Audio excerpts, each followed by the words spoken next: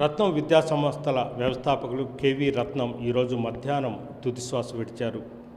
ఆత్మకూరు నియోజకవర్గం చేజల్ల మండలం చలపనాయుడుపల్లిలో జన్మించిన కెవి రత్నం 50 ఏళ్ల కిందట ఆయన విద్యాభ్యాసం కోసం నెల్లూరు రావడం జరిగింది. అయితే ఆయన నెల్లూరులో విద్య పూర్తి అయిన తర్వాత ఆయన విఆర్ కళాశాలలో కూడా కొంతకాలం లెక్చరర్గా పనిచేశారు.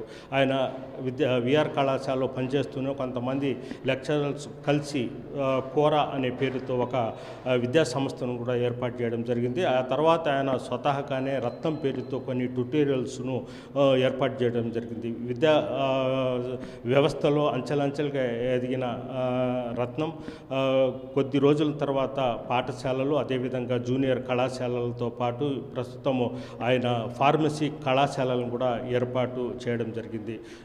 ఆ కళాశాల విద్యా సంస్థలో ఎంతోమంది వందలాది మంది విద్యార్థులు చదువుకొని ఈరోజు ఉన్నత స్థాయిలో ఉన్నారు. విదేశాలతో పాటు వైద్యులు గాను, ఇంజనీర్లు గాను ఎంతోమంది చదువుకున్నారు. అయితే పేద ప్రజలకు తన వంతు ఏదో సహాయం చేయాలన్న ఉద్దేశంతో నిరుపేదలకు ఉన్న పిల్లలు, గుండె జబ్బుతో బాధపడుతున్న వారందరినీ ఉచితంగా గుండె వైద్య చేయాలనే ఉద్దేశంతో ఆయన కొంతకాలం కిందట చిన్నారి హార్ట్ ఫౌండేషన్ అనే పేరుతో ఒక సంస్థను కూడా ఏర్పాటు చేసి బొల్లేని ఆసుపత్రిలో పనిచేస్తున్న డాక్టర్ రాజు, కార్డియాలజిస్ట్ రాజు సహకారంతో ఆయన చిన్నారి హార్ట్ ఫౌండేషన్ ఆధ్వర్యంలో 250కు పైగా చిన్నపిల్లల గుండె జబ్బుతో బాధపడుతున్న చిన్నపిల్లలను కూడా ఆయన ఆపరేషన్లు నిర్వహించడం జరిగింది. అయితే ఆయన ఎంతో సహాయ సహకారాలు కూడా అందించేవారు. ప్రైవేటు వ్యవస్థలో పనిచేస్తూ రోడ్డు ప్రమాదాలు, అదేవిధంగా అనారోగ్యంతో బాధపడిన కుటుంబాలను కూడా ఆయన ఎంతో మందికి ఆర్థిక సహాయం చేశారు. అయితే గత కొద్ది రోజుల నుంచి అనారోగ్యంతో బాధపడుతున్న కెవి రత్నం ఈరోజు తుదిశ్వాస విడిచారు. ఆయన భౌతికాయాన్ని చూసేందుకు రాజకీయ నాయకులు, అధికారులు వివిధ పెద్ద ఎత్తున వాళ్ళ ఇంటి దగ్గరికి తరలి వస్తున్నారు. అయితే ఆయన భౌతికాయాన్ని రేపు మధ్యాహ్నం అంత్యక్రియలు ఉండొచ్చని వాళ్ళ కుటుంబ సభ్యులు చెప్తున్నారు.